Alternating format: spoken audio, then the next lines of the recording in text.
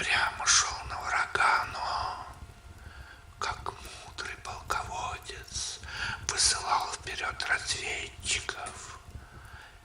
И во время трудного перехода через горы Ливана для этого был выбран сэр Джеймс Стоунгемптон. Воин молодой, но уже знаменитый красотой и веселостью, уступавший разве только самому Ричарду. Когда ему сообщили королевский приказ, он проигрывал последний из своих замков длинному и алчному тамплиеру и был рад под удобным предлогом отказаться от невыгодной игры. Быстро вскочил он уже на оседланного коня, выслушал последние указания и галопом помчался по узкой тропинке, оставляя за собой медленно двигающееся войско. Прекрасна для смелого сердца дорога над пропастями. От мерного звона копыт срываются камни и летят в пустоту. А путнику кажется, что вот-вот оборвется и он, и сладко будет его падение. На соседних вершинах хмурится густой кустарник. Наверное, странные звери скрываются там. Охваченные головокружением, бешеные скатываются водопады. Все стремится вниз, как будто в глубинах земли изумрудные гроты и опаловые галереи, где живет неведомое счастье. Сэр Джеймс скакал, напевая, и веселая улыбка скользила по его юношеским красивым губам. Не всякому достается великая честь быть передовым, и не всех ожидают в старом замке над Северным морем стройные невесты с глазами чистыми и серыми, как сталь меча. Да и не у всякого могучее сердце и могучие руки. Сэр Джеймс знал, что очень многие завидуют ему. Вечерело, и сырые туманы выходили из пещер, чтобы побороться с неуклонно стремящимся к западу солнцем. От низких жирных папоротников поднимался тяжелый запах, как подземелье, где потаенно творятся недобрые дела. Чудилось, что все первобытные дикие чары ожили вновь и угрюмо выслеживают одинокого путника. Вспоминались страшные рассказы о чудовищах, еще населяющих эти загадочные горы. Конь под сэром Джеймсом храпел тяжело и быстро.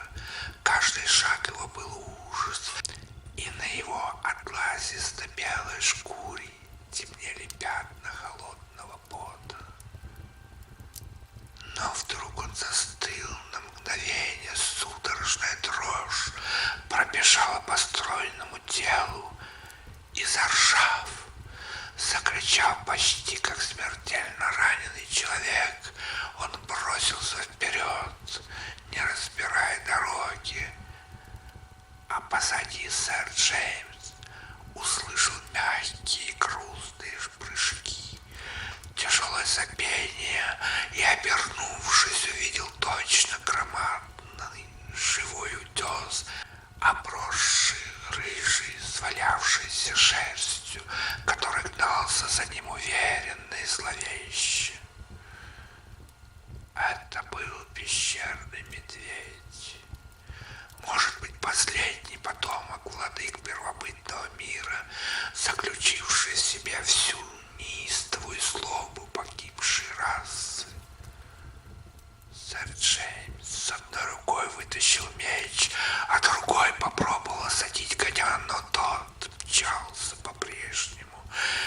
безжалостной удилой оттянули его голову так далеко, что всадник мог видеть налитые кровью глаза и оскаленную пасть, из которой клочьями летела сероватая пена.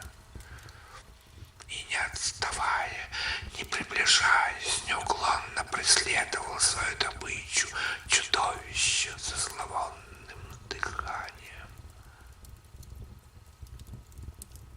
Никто не мог сказать, как проносились они по карнизам, где не пройти дикой кошки, перебрасывались через грозящие пропасти и взлетали на отвесные вершины. Мало-помалу темный слепой ужас коня передался и сэру Джеймсу. Никогда еще не видывал он подобных чудовищ, и мысль о смерти с таким отвратительным и страшным ликом острой болью вцепилась в его смелое сердце и гнала, и гнала.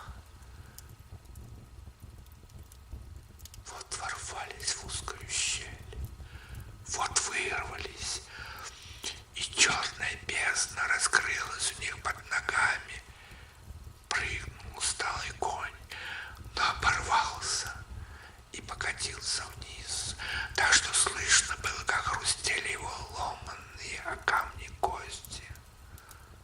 Ловкий всадник едва успел удержаться, схватясь за колючий кустарник. Для чего? Не лучше ли было, если бы острый утес размаха впился в его высокую грудь, если бы пенные воды горных потоков с криком и плачем помчали холодное тело в неоглядный простор Средиземного моря? Но не так судил таинственный, сплетающий нити жизни.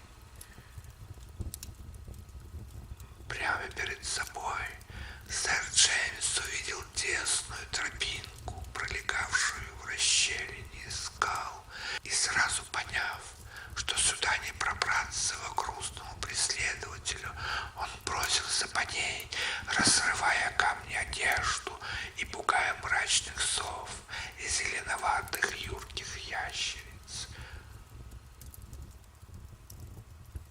Вот и закончился наш сегодняшний вечер, дорогой мой друг. До свидания, до следующей встречи.